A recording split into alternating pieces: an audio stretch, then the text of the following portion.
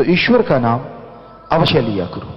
और एक बात हमेशा याद रखो, परमपिता शास्त्राम जी महाराज ने, साईं मस्ताना जी दाता रहबर ने इस एरिया को वरदान दिया है। ऐसा वरदान जिसके लिए पूरा वर्ल्ड, पूरी दुनिया देख रही है। ये डेरा साईं मस्ताना जी दाता रहबर मालिक ने 1948 में बनाया। शास्त्राम जी दाता रहबर ने सजाया और वही सजा रहे हैं, वही बना रहे हैं। लेकिन हमेशा याद रखा करो, उनके इस एरिया में रहकर भी अगर आप गुनाहगार और बुरे कर्म करते हैं, वैश्यावर्ती, नशे, बुराइयों में अगर डूबे रहते हैं और दूसरी तरफ दिखावा करते हैं कि आप भक्त हैं, तो फिर आपके ऊपर वो दुखों का पहाड़ टूटने वाला है जिसकी आपने कभी कल्पना भी नहीं की। इसलिए ऐसे कर्म ना किया करो। एक तरफ आप सत्संगी कहलाते हैं, एक तरफ आप सेवादार बन जाते हैं और दूसरी तरफ बुरे कर्म करते हैं। इससे तो वो भले जो सत्संग में आते नहीं और सुनते नहीं। क्यों? क्योंकि वो अनजान है। एक डॉक्टर, आगे भी आपको सुनाया था, अगर जहर खाता है तो वो बहुत बड़ा गुनाहगार है। अनजाने में कोई खा बैठे तो एक अलग बात है, तो वो भी गुनाहगार, क्योंकि आत्मघाती महापापी। पर डॉक्टर को तो पता है कि ये पॉइजन है, ये जहर है।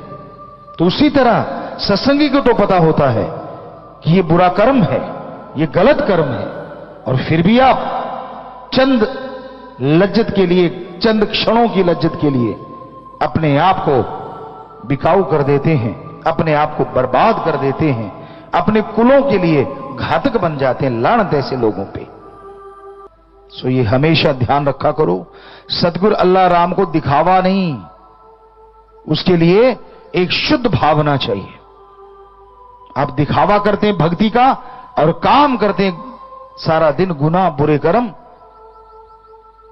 तो रब नाल ठगियां क्यों मारे बंदिया। फिर ऐसा हाल होगा जो कहने सुनने से परे। सो ऐसा कर्म करने से बाज आ जाओ, बुरे कर्मों से तौबा कर लो, वरना उसको तौबा करवाना आता है। अच्छा है कि आप अपने आप तौबा करके छोड़ दें, पर वो छुड़वाएगा तो फिर सारी दुनिया देखेगी। कितना अच्छा हो कि आप अपने आप को समझा के तौबा करें। या तो भक्ति के मार्ग पे कदम रखते ना, और रखा है तो ऐसा टिका के रखो कि कोई हिला ना पाए। तो ये हमेशा याद रखो, उसको पल पल की खबर है। वो राम, वो अल्लाह, वो वाहिगुरु बच्चा थोड़ा ही ना है। और उससे पर्दा तो कैसा पर्दा, वो तो आपके अंदर रहता है, वो तो कण कण में, जर्रे जर्रे में रहता है। तो इसलिए दिखावे की भक्ति नहीं, सच्ची भक्ति करो, मालिक के नाम का जाप करो। जो जो क्रियाकलाप आप करते रहते हो उसको पल पल की खबर है। दुनिया की निगाह में सफेद पोश हो सकते हो, लेकिन वो सब जानता है। और फिर चारपाई पे पड़े पड़े आंसू बहाओगे, रोओगे, तड़फोगे, कोई बात पूछने वाला नहीं होगा। उस समय को याद करो, क्योंकि समय तो हर किसी पे आता है। कोई सुखी सुखी चला जाता है और कोई फिर ना जीने में ना मरने में। अच्छा है सुखी सुखी जाओ, अच्छा है ओढ़ने भागे जाओ, अच्छा है भक्ति का लाभदा ओढ़ा है तो भक्ति करके जाओ। ये नहीं होना चाहिए कि भक्ति का लाभदा ओढ़ रखा है और अंदर गुनाहगार हो, बुरे कर्म करते फिरते हो। अगर ऐसा करोगे तो पल पल भरोगे। इसलिए कभी भी बुरा कर्म ना करो, अच्छे कर्मों में जीवन व्यतीत करो। शास्त्र नाम शाह मस्तान जी दाता ने जो आपके लिए नियम बनाए हैं, 100% उन पे पहरा दो, तो हम गारंटी देते हैं ना आपको अंदर कमी ना बाहर हजारों गुना खुशियां आएंगी। पहले दिन दुगनी रात चौगनी के वचन थे, अब हम आपको उसी शास्त्र नाम शाह मस्तान जी के रहमो करम से, उनके आदेश से आपको कहते हैं कि अब हजारों गुना खुशियां आएंगी। पर दूसरी तरफ भी हजारों गुना ही है, क्योंकि आज का कलयुगी इंसान मानता नहीं। वचनों की पालना करोगे, वचनों पे सही रहोगे, सुमरण करोगे तो खुशियां हजारों गुना है, पर अगर लापदा ओढ़ के गुनाहगार बनोगे, बुरे कर्म करोगे, तो दूसरा सामान भी फिर हजारों गुना ही है। अब आपकी मर्जी, आज के बाद जो मर्जी ले लेना, तैयार बैठा है वो देने को। ये आपके हाथ में है, क्योंकि आपने गदर मचा रखा है। बहुत सारे लोगों ने आसपास आश्रम के बेपरवाजी के चरण डले हुए हैं, साईं मस्ताना जी महाराज के चरण डले हुए हैं, और लानते से लोगों पे जो आसपास रह के ऐसे बुरे कर्म करते हैं, चाहे वो स्त्री है या पुरुष, भोगेंगे। हम कोई बद्दुआ नहीं देते, पर ये उनके वचन है, हम क्या कर सकते हैं। वचनों को जब नहीं मानते तो अपने कर्मों का बोझ भोगते फिरोगे, और उन कर्मों के बोझ पे और बोझ बढ़ेगा। हां, कितना आसान है। अगर वचनों पे पक्के रहो, सुमन करते रहो, सेवा करो, तो हजारों गुना खुशियां भी तो लूट सकते हो। अंदर बाहर हजारों गुना रहमो करम से माला माल हो सकते हो। सो उसे दिखावे की, भक्ति की जरूरत नहीं। दिखावा मत करो, बस भक्ति करो, सुमरन करो, इबादत करो। क्योंकि उस प्रभु की इबादत करना, उस मालिक की भक्ति करना, दिखावा करने की जरूरत नहीं पड़ती। आप भक्ति करते हो, आप सुबह सवेरे उठते हो, उठ जाओ, हाथ मुंह धो लो और मालिक को याद करो। अब घर वालों को उठाओ, उनको परेशान करो, गर्म पानी कर, ये कर, वो कर, ये कौन सी भक्ति है भाई? ये क्या है? भक्ति आप कर रहे हो, सूली पे उनको चढ़ा रखा है, इससे तो मत करो भक्ति। वो उड़ते उड़ते 20 गालियां ठोकेंगे आपको, 15 बद्दुआएं देंगे, कैसे बचोगे उनसे? तो भक्ति हम भी करते थे परम पिताजी के रहमो करम से। और आप माता जी से पूछ सकते हैं, उनको पता तक नहीं होता था कि हम कब उठे, कब सोए, कब, उनको कुछ पता ही नहीं। 2 बजे उठना, मालिक की भक्ति करना, 3 बजे उठना, घंटा उसकी याद में बैठना।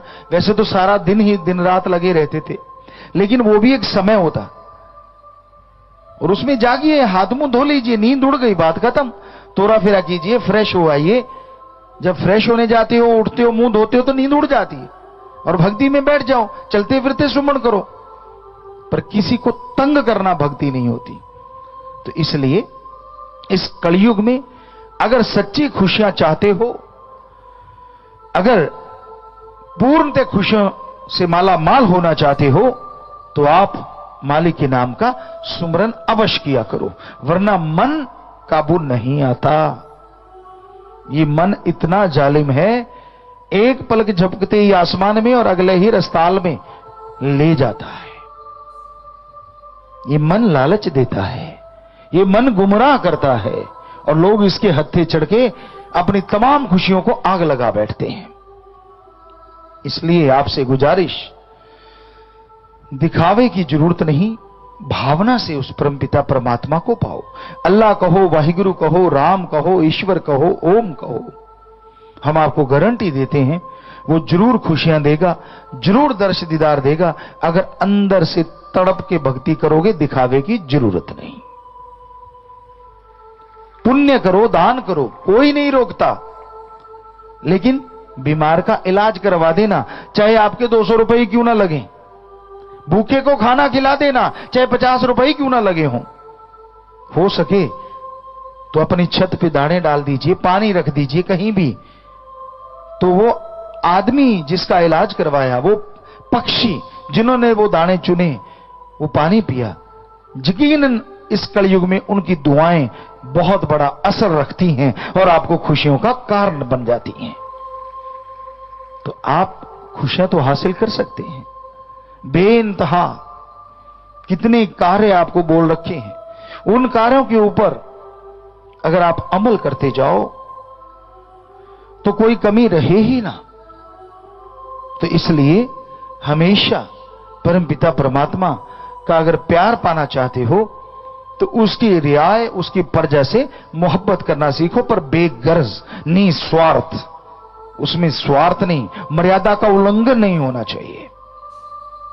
कई बार संतों के वचनों को तोड़ मरोड़ के लोग इस्तेमाल में लाते। देखो, पिताजी भी कहते हैं प्यार करो, हम कहते हैं आत्मिक प्यार करो, बहशी नहीं बनना। हम कहते हैं बेगर्ज मोहब्बत करो, गर्ज नहीं। तो तो आप कैसे तोड़ मरोड़ लेते, क्यों पापों के भागीदारी बनते हैं? क्षणिक आनंद के लिए? लानत ऐसा सोचने वाले पे और लानत ऐसा बोलने वाले पे। प्यार मोहब्बत राम का सच्चा है। आपस में प्यार करो, जो आपके रिश्ते हैं, पति पत्नी का वो भावना, मां बाप का वो भावना, भाई के प्रति वो भावना, बहन के प्रति वही भावना, और बेटे बेटी के प्रति वही भावना। कर्तव्य निर्वाह ये करते रहिए, कौन रोकता है? पर भावना शुद्ध रखिए, पवित्र रखिए, और साथ में मालिक के नाम का जाप किया करो अगर बचना चाहते हो इस कलयुग की आग से, क्योंकि यहां हाथ को हाथ खाए जा रहा है। यहां मतलब प्रस्त लोगों का बोलबाला है। अपना उल्लू सीधा करने के लिए किसी को किसी भी हद तक गिरा सकते हैं, अपना उल्लू सीधा करने के लिए किसी को किसी भी जाल में फंसा सकते हैं। ऐसे कलयुग में, ऐसे स्वार्थी युग में अगर खुश रहना चाहते हो, परमानंद हासिल करना चाहते हो, तो सुमरण कीजिए, भक्ति इबादत कीजिए, निंदा चुगली में मत पड़िए, बुराई का संग मत कीजिए। आप बच्चे भी हो तो भी आपको पता है कि बुरा क्या है, अच्छा क्या है, अगर आप सत्संग सुनते हो। क्योंकि सत्संगी को ना पता लगे कि बुरा क्या और अच्छा क्या, ये हो ही नहीं सकता। जानबूझ के मन के हथों चढ़ के आप बुरे कर्म करते, और बाद में क्या कहता है मन? अरे क्या फर्क पड़ता है, माफी तो मिल ही जाएगी। माफी कोई टॉफी गोली नहीं है, ये शाह मस्तान शास्त्र नाम जी का दर है, यह हमेशा ही माफी होती है। लेकिन एक बार गलती अगर कोई करता है तो मालिक के प्यार से अपनी तमाम बरकतों से हजारों किलोमीटर पीछे चला जाता है। फिर से वो किलोमीटर का सफर तय करेगा, पता नहीं कितनी जिंदगी गुजर जाएगी, और तब जाके खुशियां मिलती हैं। कहीं आपने माहौल समझ रखा है जो कि गलती करो माफी, गलती करो माफी, और दोबारा करते हो तो खुशियां लाखों किलोमीटर चली जाती हैं। कब आएंगी वापस? दिन रात सुमरण करोगे तो, भक्ति इबादत करोगे तो क्यों करते हो गलतियां? क्यों? उस दरमियान जो कर्म होंगे वो आपको भोगने पड़ेंगे। जब तक वो बरकतें वापस नहीं आई, जब तक वो रहमो करम वापस नहीं आया, उतनी देर आपका हर कर्म आपको उठाना होगा, और उस कर्म में हो सकता है आप चारपाई पकड़ लो, फिर क्या बनेगा? तो इसलिए गलती को मन के हाथों चढ़ के मत करो। मन तो कहता कर ले, क्या हर्ज है? पिताजी खड़े करेंगे और आपा कह देंगे हाँ जी माफी, धन धन सदगुरु तेरे, हो गया जी काम। हम तो करते ही रहना है, साईं जी का दर है, उन्होंने वचन किए हैं। हम कौन होते, हमारी क्या औकात? हम तो खाकसार हैं। जब उनके वचन है तो रोकेगा कौन? माफ तो करना ही है। लेकिन यह हकीकत है कि जो हजारों लाखों किलोमीटर पीछे चलेगी खुशियां, बरकतें आने में कितना टाइम लगेगा? आप एक पल भी नहीं सोचते, मन के हाथों चढ़ के कोई बात नहीं यार, माफी तो मिल ही जानी है। पर यह नहीं पता कि अगर यहां भक्ति ना करी, माफी तो मिल गई, और पर मालिक को बुद्धू बनाना हो गया ना, कि क्या फर्क पड़ता है, करते रहो और माफी मांगते रहो। पर दरगाह में वो कसम सब जानता, और एक एक पल की खबर रखता है। फिर क्या होगा जब इस जीवन में भोगना पड़ा, जब वहां भोगना पड़ा? तो इसलिए अपने आप को ओवर स्मार्ट मत समझा करो। इतना ही अच्छा है रूहानियत में कि आप भक्ति कर लो, नहीं कर पाते तो वचनों पे पहरा दे लो, बस ये भी काफी है इस कलयुग में। क्या वचनों पे पक्के हैं, मर्यादा के पक्के हैं, क्योंकि ये रहना भी कौन सा आसान बात है। आप देख रहे हैं सच की आवाज, सच आएगा सामने, झूठ होगा